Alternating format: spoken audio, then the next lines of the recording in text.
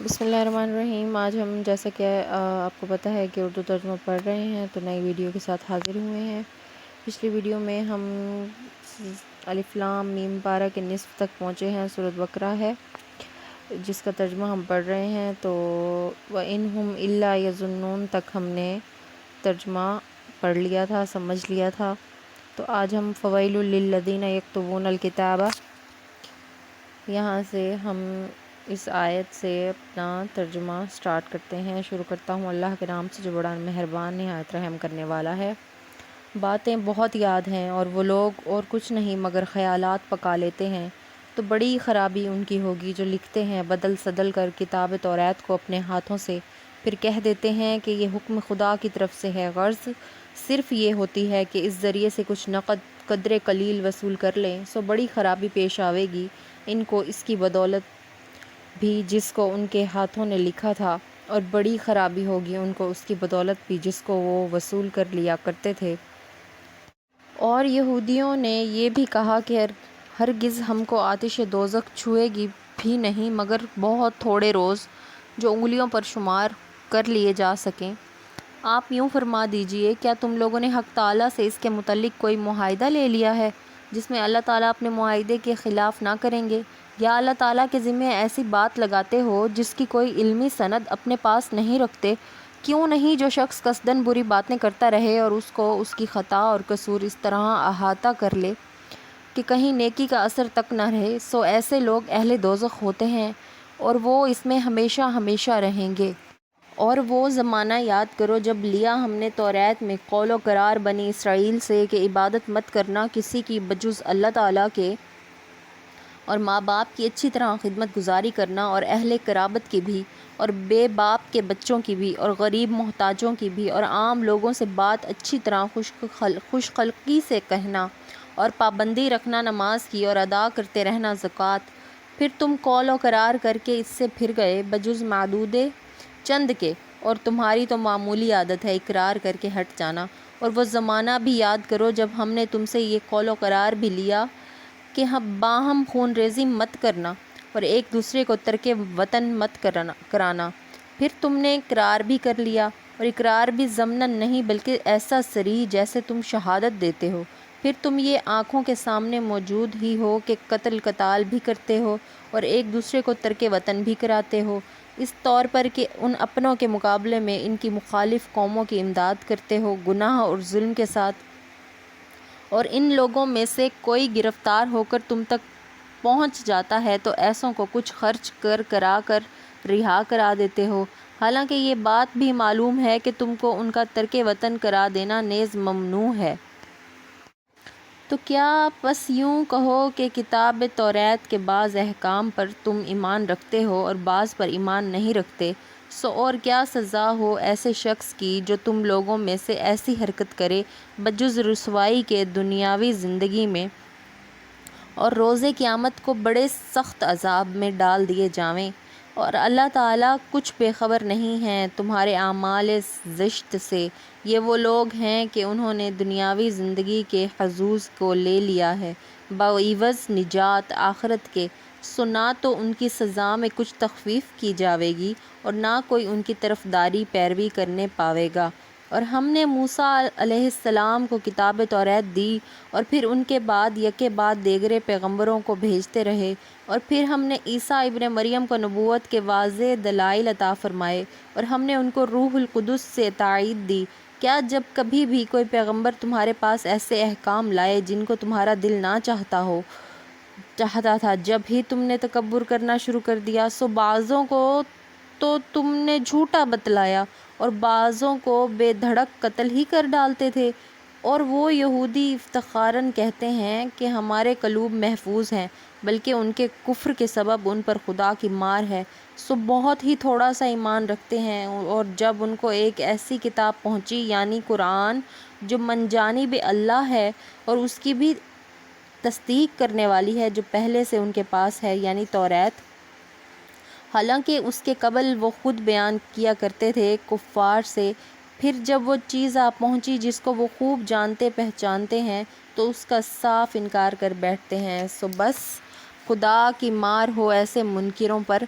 وہ حالت بہت ہی بری ہے جس کو اختیار کر کے وہ اپنی جانوں کو چھڑانا چاہتے ہیں، اور وہ حالت یہ ہے کہ کفر کرتے ہیں ایسی چیزوں کا جو حق تعالیٰ نے نازل فرمائی، محض اسی ضد پر کہ اللہ تعالیٰ اپنے فضل سے جس بندے پر اس کو منظور ہو نازل فرماوے۔ سو وہ لوگ غضب بالائے غضب کے مستحق ہو گئے، اور ان کو کفر کرنے والوں کو ایسی سزا ہوگی جس میں ذلت بھی ہے۔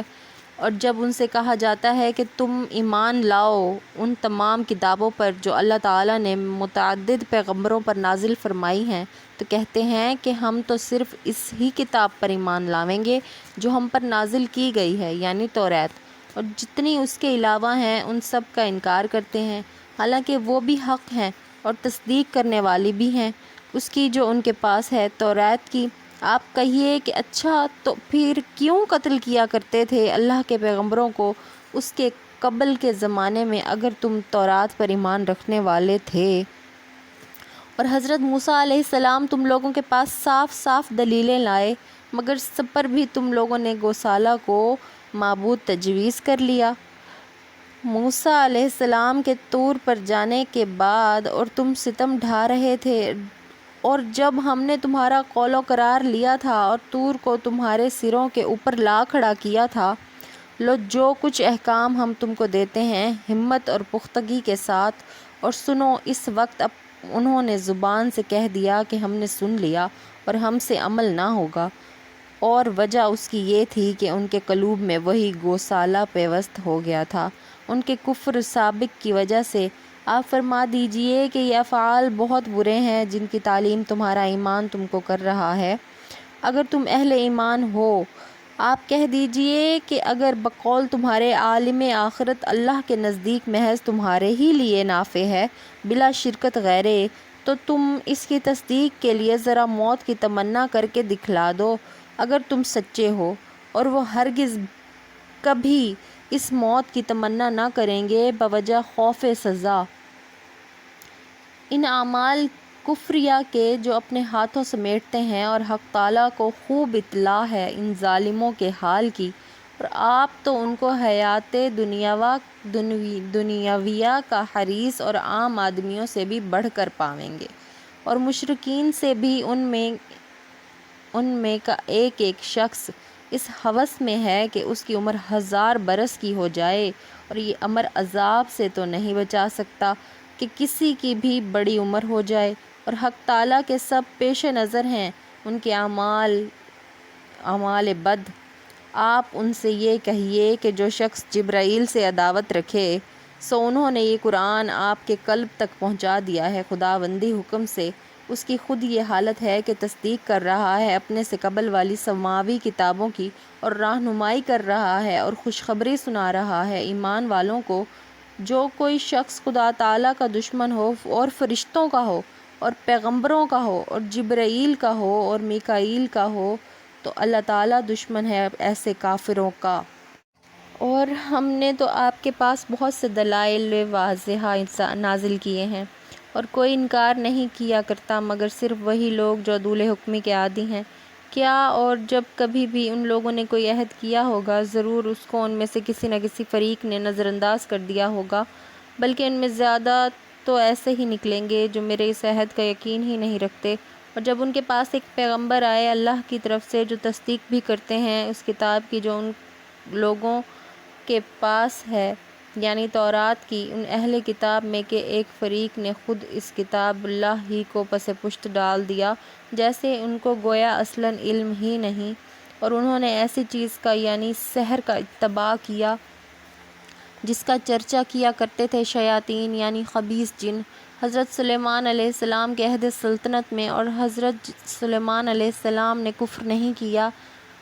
مگر ہاں شیاطین کفر کیا کرتے تھے، اور حالت یہ تھی کہ آدمیوں کو بھی اس سحر کی تعلیم کیا کرتے تھے، اور اس سحر کی بھی جو کہ ان دونوں فرشتوں پر نازل کیا گیا تھا شہر بابل میں،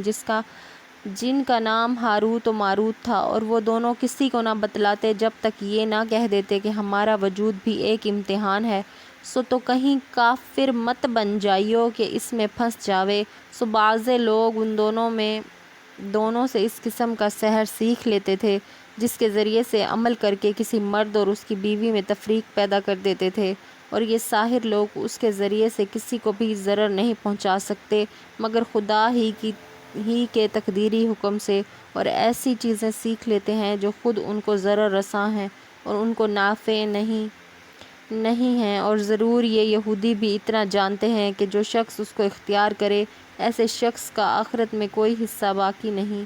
اور بے شک بری ہے وہ چیز یعنی سحر و کفر جس میں وہ لوگ اپنی جان دے رہے ہیں۔ کاش ان کو اتنی عقل ہوتی، اور اگر وہ لوگ بجائے اس کے کہ ایمان اور تقوی اختیار کرتے تو خدا تعالیٰ کے ہاں کا معاوضہ بہتر تھا۔ کاش ان کو اتنی عقل ہوتی۔ اے ایمان والو، تم لفظ راعنا مت کہا کرو اور انظر نہ کہہ دیا کرو، اور اس کو اچھی طرح سن لیجیو، اور ان کافروں کو تو سزائے دردناک ہو ہی گی۔ ذرا بھی پسند نہیں کرتے کافر لوگ، خواہ ان اہل کتاب میں سے ہوں اور خواہ مشرکین میں سے، اس امر کو کہ تم کو کسی طرح کی بہتری بھی نصیب ہو تمہارے پروردگار کی طرف سے، حالانکہ اللہ تعالیٰ اپنی رحمت و عنایت کے ساتھ جس کو منظور ہوتا ہے مخصوص فرما لیتے ہیں، اور اللہ تعالیٰ بڑے فضل کرنے والے ہیں۔ ہم کسی آیت کا حکم جو موقوف کر دیتے ہیں یا اس آیت ہی کو ذہنوں سے فراموش کر دیتے ہیں تو ہم اس آیت سے بہتر یا اس آیت ہی کی مثل لے آتے ہیں۔ اے معترض، کیا تجھ کو یہ علم نہیں کہ حق تعالیٰ ہر شے پر قدرت رکھتے ہیں؟ کیا تجھ کو یہ معلوم نہیں کہ حق تعالیٰ ایسے ہیں کہ خاص انہی کی ہے سلطنت آسمانوں کی اور زمین کی، اور یہ بھی سمجھ رکھو کہ تمہارا حق تعالیٰ کے سوا کوئی یار و مددگار بھی نہیں۔ ہاں، کیا تم یہ چاہتے ہو کہ اپنے رسول صلی اللہ علیہ وسلم سے بیجا درخواستیں کرو، جیسا کہ ان سے قبل حضرت موسیٰ علیہ السلام سے بھی ایسی درخواستیں کی جا چکی ہیں؟ اور جو شخص بجائے ایمان لانے کے کفر کی باتیں کرے، بلا شک وہ شخص راہ راست سے دور جا پڑا۔ ان اہل کتاب یعنی یہود میں سے بہتر دل سے یہ چاہتے ہیں کہ تم کو تمہارا ایمان لائے پیچھے پھر کافر کر ڈالیں، محض حسد کی وجہ سے، جو کہ خود ان کے دلوں ہی سے جوش مارتا ہے۔ حق واضح ہوئے پیچھے خیر اب تو معاف کرو اور درگزر کرو جب تک حق تعالیٰ اس معاملے کے متعلق اپنا حکم قانون جدید بھیجیں۔ بے شک اللہ تعالیٰ ہر چیز پر قادر ہے۔ صدق اللہ العظیم۔ بے شک اللہ تعالیٰ ہر چیز پر قادر ہے۔ اللہ تعالیٰ ہمیں قرآن پاک کو صحیح روح سے سمجھنے کی کوششوں میں کامیاب کرے، آمین۔ اور اللہ تعالیٰ ہمیں معاف کرے اگر ہم سے کوئی بھی غلطی ہو گئی ہو قرآن پاک کا ترجمہ پڑھنے میں۔